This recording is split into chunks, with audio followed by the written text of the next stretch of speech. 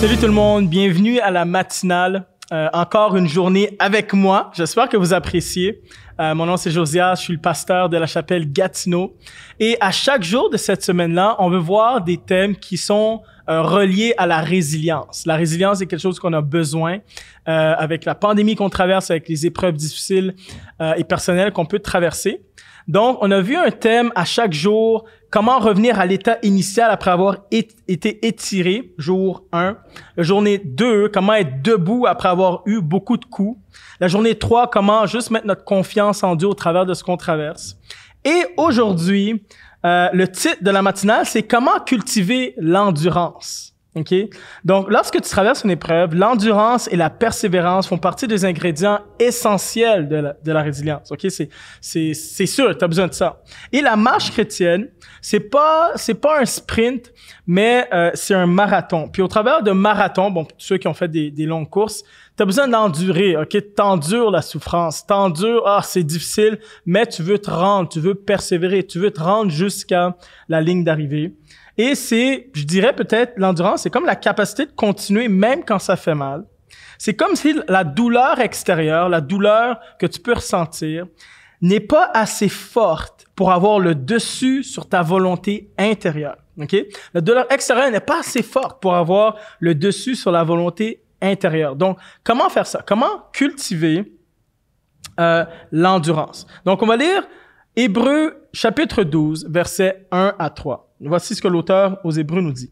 « Nous donc aussi, puisque nous sommes entourés d'une si grande nuée de témoins, rejetons tout fardeau et le péché qui nous enlace si facilement, et courons, donc c'est la métaphore de la course, avec persévérance l'épreuve qui nous est proposée. Gardons les yeux fixés sur Jésus, qui nous a ouvert le chemin de la foi et qui la porte à la perfection. Parce qu'il avait en vue la joie qui lui était réservée, il a enduré, ok, ça c'est l'endurance, il a enduré la mort sur la croix en méprisant la honte, attaché à un tel supplice, et désormais il siège à la droite du trône de Dieu. Pensez à celui qui a enduré de la part des hommes pécheurs une telle opposition contre lui pour que vous ne vous laissiez pas abattre par le découragement. Donc, en fait, l'auteur aux Hébreux nous indique que la foi est ce qui va nous permettre d'endurer et de persévérer ce qu'on vit. Et en fait, la foi va booster la foi. La foi va booster la foi. Mais il y a 4 éléments, il y a peut-être plus d'éléments que ça, mais aujourd'hui, je vais voir 4 éléments rapidement avec vous qui vont nous aider à booster la foi. Vous savez, on peut booster le système immunitaire de quelqu'un qui a un système immunitaire faible, mais on peut aussi booster notre foi. Des fois, on a besoin que notre foi soit comme plus forte. Parce que quand on a la foi plus forte, eh bien, notre volonté intérieure, notre capacité à s'attacher à la vie, s'attacher au plan de Dieu pour nous est vraiment, vraiment plus forte. On a plus de mordant dans la vie. Et lorsqu'on a plus de mordant dans la vie, on peut endurer des choses et persévérer et continuer à avancer. Donc, qu'est-ce qui peut nous booster notre foi? Premièrement, regardez à ceux qui nous ont précédés. Regardez à ceux qui ont vécu des choses dans le passé, et c'était des hommes et des dieux qui avaient la foi, et de voir comment ils ont réussi à aller de l'avant. Donc, c'est sûr que lorsque le texte nous dit qu'on est entouré d'une si grande nuée de témoins, on parle de Hébreux 11, 35, puis il y a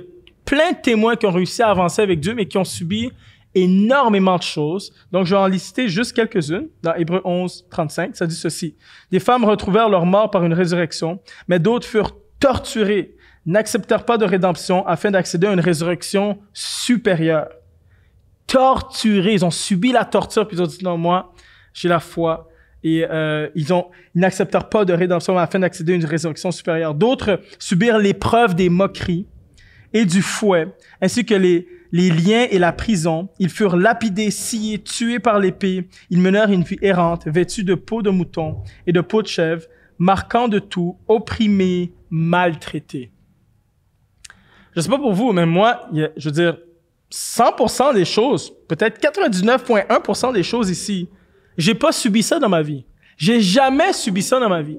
Mais ça, c'est des hommes et des femmes qui ont mis leur foi au Seigneur Jésus, qui ont enduré ces choses. C'est pas juste, on les a tués. Non, ils ont enduré de la torture, du mépris. Ils ont enduré, ils ont été tués, oui, pour certains, mais ils ont été maltraités, opprimés. Ils ont enduré ces choses. Ils ont pu continuer à avoir la foi. la capacité de booster notre foi, c'est de juste regarder à ceux, bibliquement parlant, ou des gens, peut-être tu connais, des gens qui ont traversé des choses, puis c'est comme, wow, si lui a pu endurer ça, moi je peux l'endurer parce qu'on a le même esprit. Ça, c'est la première chose. La deuxième chose, courir plus léger. OK? Des fois, on aimerait ça changer la trajectoire de nos vies. OK? La course. La course est trop difficile. Moi, ma vie est juste trop difficile. J'aimerais ça être dans la peau de quelqu'un d'autre. La nouvelle, c'est que tout le monde a une difficulté quelconque. OK? Il n'y a pas une trajectoire de facile, mais des fois, c'est juste que ce qu'on porte est lourd.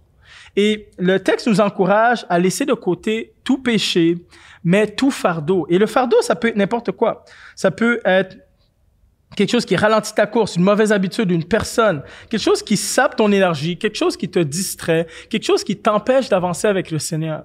Moi, je prie que l'Esprit de Dieu te le révèle afin que tu puisses juste te débarrasser de ce fardeau-là et continuer à avancer avec persévérance et avec endurance. Et la troisième chose, c'est prendre la décision de renforcer le trait de caractère que tu aimerais renforcer. Donc, à chaque fois que tu as le goût d'abandonner dans la vie, tu as l'opportunité de renforcer le trait de caractère que tu aimerais renforcer. Est-ce que je veux renforcer l'endurance, la persévérance ou l'abandon?